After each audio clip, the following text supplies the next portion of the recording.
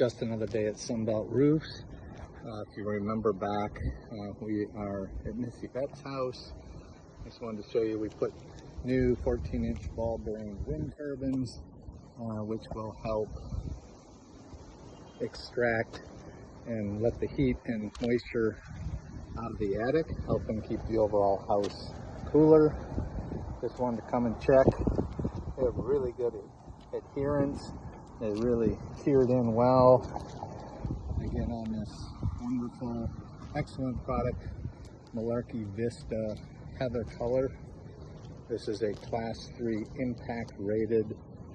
So Miss Yvette will be saving some money on her insurance because she put a high quality roof on. So I just wanted to give you a quick look. If you remember, we had the peel and stick ice and water leak barrier in the valleys, but it's the things you don't see on the finished roof that are really important for a long-term resilient roof. Until next time.